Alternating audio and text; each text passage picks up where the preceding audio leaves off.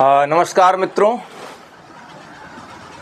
आज का क्लास जो है, जैसा कि पिछले क्लास में हम लोग संगीत की उत्पत्ति के सिद्धांत और फिर दूसरे क्लास में हम लोगों ने संगीत के विकास के काल विभाजन को देखा था, जिसमें से कि हम लोग जैसे सामान्य इतिहास को हम लोग प्राचीन काल, मध्यकाल और आधुनिक काल में बांटते हैं। इसी प्रकार से संगीत के कालखंड को भी हम 3 भाग में प्राचीन काल, मध्यकालीन काल और आधुनिक काल में बांटते हैं। प्राचीन काल में वही दो भाग था, अति प्राचीन और प्राचीन। मध्यकाल में भी 2 भाग थे, पूर्व मध्यकाल और उत्तर मध्यकाल, जो कि आप लोगों ने देखा कि प्रारंभ से लेकर के 800 ईस्वी तक का जो कालखंड है यह प्राचीन काल में काउंट होता है और 800 से लेकर के 1800 ईस्वी तक का कालखंड यह मध्यकालीन में काउंट होता है। अति प्राचीन में वैदिक युग के पहले का जो हड़प्पा संस्कृति, सिंधु घाटी सभ्यता के समय की जो बातें हैं वह अति प्राचीन में काउंट होते हैं, और हड़प्पा संस्कृति के बाद जब वैदिक युग का प्रारंभ होता है वहाँ से लेकर के इस्लामिक आक्रमण तक के कालखंड को हम प्राचीन काल में काउंट करते हैं। इसी प्रकार से 800 ईस्वी से 1200 ईस्वी तक पूर्व मध्यकाल और 1200 ईस्वी से लेकर के 1800 ईस्वी तक उत्तर मध्यकाल में गिनती करते हैं। 1800 ईस्वी से लेकर के आज तक का जो कालखंड है यह आधुनिक काल में आता है संगीत के इतिहास का। तो हम पिछले क्लास में हम लोगों ने देखा कि एक तर्क दिया गया था कि भारत की जो संगीत है जितना डेवलप है, इसके डेवलप होने में कम से कम तो हजारों वर्ष का समय लगा होगा। इसलिए आप देखें कि किन्हीं विद्वानों का यह मत था कि नहीं, ईसा पूर्व के इतनी शताब्दी पहले, ईसा पूर्व के उतनी शताब्दी पहले यह संगीत की उत्पत्ति हुई होगी। लेकिन बहुत से विद्वानों का यह भी मान्यता होगा कि नहीं, कम से कम 15,000 18,000 वर्ष ईसा पूर्व यहाँ भारत में संगीत रहा होगा। तभी यही कारण है कि जितना एडवांस लेवल का संगीत उस कालखंड में था वह कम से कम उतना डेवलप होने में उतना समय लगता है। तो हम अभी 2 युग के बारे में पढ़ेंगे। एक प्राचीन काल में ज़्यादा कुछ नहीं पढ़ना है। अच्छा, आज का जो क्लास है यह क्लास 9 और 10 क्लास के बच्चों के लिए ज़्यादा कुछ इसमें नहीं है, बस ये सुन लेंगे और उतना में काम हो जाएगा, क्योंकि इससे ज़्यादा प्रश्न नहीं बनने वाले। हाँ, यह क्लास मुख्य रूप से उनके लिए है जो टीचर बहाली के लिए बीपीएससी की तैयारी कर रहे हैं। उनके लिए आज का क्लास ज़्यादा महत्वपूर्ण है, क्योंकि इनमें थोड़ा गहराई से प्रश्न है और आप देखेंगे। जैसे प्राचीन काल, चलते हैं हम आगे। प्राचीन काल में सिंधु घाटी सभ्यता, यहाँ से यह दो पॉइंट हम बनाए हैं। यह 2 पॉइंट मुख्य रूप से याद करने के योग्य हैं। सिंधु घाटी सभ्यता से संबंधित, जो कि पंजाब के मोंटगोमरी जिला, जहाँ से नृत्य करती हुई मूर्ति प्राप्त हुई है। किन्हीं का मानना है कि यह एक नर्तकी की प्रतिमा है और किन्हीं विद्वानों का मानना है कि यह प्रतिमा भगवान शिव की नटराज के रूप में, जो आप लोग जानते हैं, वह प्रतिमा है। तो अपने अपने तर्क हैं, पर यह ध्यान रखना है कि कहाँ से मिली है। तो सिंधु घाटी सभ्यता में पंजाब के मोंटगोमरी जिला से कांस्य की मूर्ति मिली है, जो कि नृत्य करते हुए स्थिति में है। दूसरा, व्याघ्र के सामने, व्याघ्र का अर्थ बाघ होता है, बाघ के सामने ढोलक बजाते हुए एक व्यक्ति के चित्र का भी वर्णन मिलता है। तो प्राचीन काल से यह मुख्य 2 ही पॉइंट हैं जिसे आपको ध्यान रखने योग्य है। बाकी आगे चलते हैं वैदिक युग में। तो वैदिक युग में कुछ बेहतर पॉइंट हैं। इसके आगे फिर हम लोग रामायण काल और महाभारत काल के संगीत को देखेंगे। वैदिक युग में कहा जाता है कि ब्राह्मणों के द्वारा संगीत की शिक्षा दी जाती थी। अब यहाँ पर चूँकि वैदिक युग में आर्यों का युग था, जहाँ पर वर्ण व्यवस्था थी, और वर्ण व्यवस्था में हम जानते हैं कि हमारा समाज ब्राह्मण, क्षत्रिय, शूद्र और वैश्य, ये 4 वर्णों में था। अब ये वर्ण जब ऋग्वैदिक काल था तो आप सभी जानते हैं कि यह कर्मों पर आधारित था, न कि जन्म के आधार पर। वैसे भी कर्म प्रधान होता है, ज्ञान प्रधान होता है। तो कर्म के आधार पर ब्राह्मण होते थे, कर्म के आधार पर क्षत्रिय होते थे, वैश्य होते थे, शूद्र होते थे। तो सबके अलग अलग कार्य थे, जिसमें कि ब्राह्मणों का कार्य ज्ञान देना था। तो जिनके पास ज्ञान है वो ज्ञान देंगे, तो जिनका कार्य था ज्ञान देना, तो निश्चित तौर पर कहा जा सकता है कि संगीत की शिक्षा भी वही देते थे, जिसके माध्यम से हमें संगीत की शिक्षा मिल जाती थी। लेकिन इसमें मुख्य बात यह है कि शिक्षा लेने में सभी वर्णों के लोग, संगीत की शिक्षा का अधिकार, सीखने का अधिकार सबको था, चाहे वो शूद्र हो, वैश्य हो, क्षत्रिय हो या ब्राह्मण हो, सभी को संगीत सीखने का पूर्णतः अधिकार था वैदिक युग में। दूसरा पॉइंट यह है कि स्त्रियां भी गायन, वादन तथा नृत्य तीनों में भाग लेती थी। गायन, वादन तथा नृत्य तीनों में भाग लेती थी। उस समय महिलाओं बीच में आप देखेंगे कालखंड में कि महिलाओं को बहुत चीज़ों से वंचित रखा गया था बाद के युगों में, पर वैदिक काल में ऐसा नहीं था। वैदिक काल में समान अधिकार थे संगीत शिक्षा के लिए। तो गायन भी करती थी, वादन भी करती थी और नृत्य भी करती थी स्त्रियां। तो यह मुख्य पॉइंट है। बाद में स्त्रियों के द्वारा वीणा वादन इस युग की विशेषता थी। इस युग की विशेषता थी कि स्त्रियों के द्वारा, महिलाओं के द्वारा वीणा वादन किया जाता था। तो आप यह देखेंगे। चौथा पॉइंट है, संगीतज्ञों का चरित्र उच्च कोटि का था। संगीत की साधना बहुत ही पवित्रता से करते थे। वैदिक युग में संगीतकार होना एक बहुत बड़ी बात थी।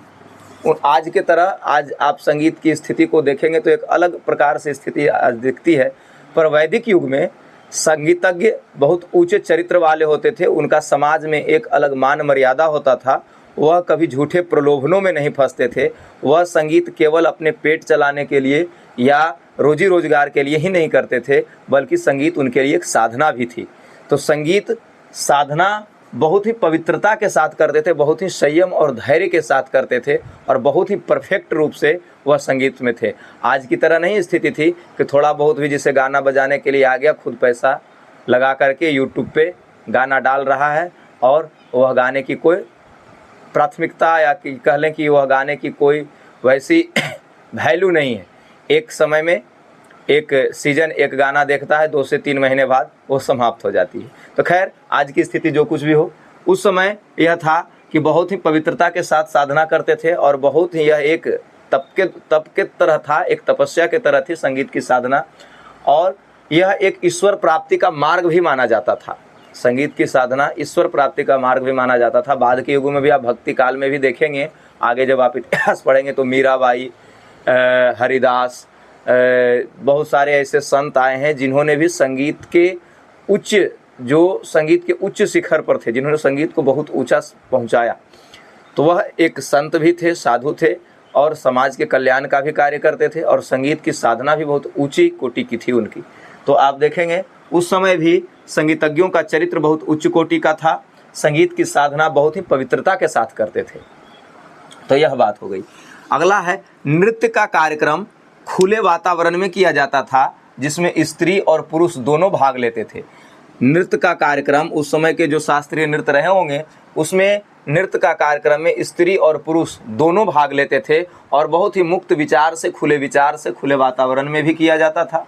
और पूजा पाठ आदि ये अलग अलग जो आयोजन होते थे यज्ञों का, अगला पॉइंट है कि अश्वमेध यज्ञ, राजसूय यज्ञ, बहुत प्रकार के जो वैदिक काल में यज्ञों की चर्चा है, जो यज्ञ होते थे उसमें भी संगीत का बहुत बड़ा महत्व होता था। उसमें भी गायन, वादन, वीणा वादन, इन सब कलाकारों को बुलाया जाता था और बहुत ही प्रतिष्ठित कार्यक्रम यह होता था। आगे देखेंगे कि कहा जाता है कि शतपथ ब्राह्मण एक पुस्तक है, ब्राह्मण ग्रंथ आप लोग जाने होंगे। शतपथ ब्राह्मण, गोपथ ब्राह्मण, बहुत सारे ब्राह्मण, ये ब्राह्मण ग्रंथ ये हैं जो वेद को पढ़ने में मदद करते हैं। जैसे आज हम किसी भी क्लास में पढ़ते हैं तो एक टेक्स्ट बुक होता है और उसके साथ कई सहयोगी किताब होते हैं। MBD पढ़ते हैं, कुंजिका किसी चीज़ की पढ़ते हैं, पासपोर्ट लेते हैं, तो वह क्या होता है, उस क्लास को सपोर्ट करने के लिए, उस किताब को, आपके टेक्स्ट बुक को सपोर्ट करने के लिए बहुत सारे सहयोगी किताब पढ़ते हैं। तो उसी ढंग से यह ब्राह्मण ग्रंथ थे। ब्राह्मण ग्रंथ के माध्यम से वेद को समझना आसान हो जाता था। इसमें बहुत कुछ, वैसे मान लीजिए कि यह एक प्रकार का व्याकरण, वैसे व्याकरण तो अष्टाध्यायी थी, लेकिन शतपथ ब्राह्मण के माध्यम से हम इसको समझते थे। तो शतपथ ब्राह्मण में से ज्ञात होता है कि यज्ञ में नियुक्त गायक एक कुशल गायक होते थे और एक कुशल वादक भी होते थे और प्रबंधकार होते थे। प्रबंधकार, यहाँ पर प्रबंधकार, प्रबंध क्या है? तो प्रबंध एक प्रकार का गायन शैली है जिसके बारे में हम आगे बताएंगे, जैसे ध्रुपद, धमार, इस प्रकार की चीज़ों को जब हम जानते हैं तो इस प्रकार से जब वैदिक काल में प्रबंध गायन की विशेषता थी। प्रबंध गायन, यह ध्यान रखेंगे, वैदिक काल में प्रबंध गायन की विशेषता थी।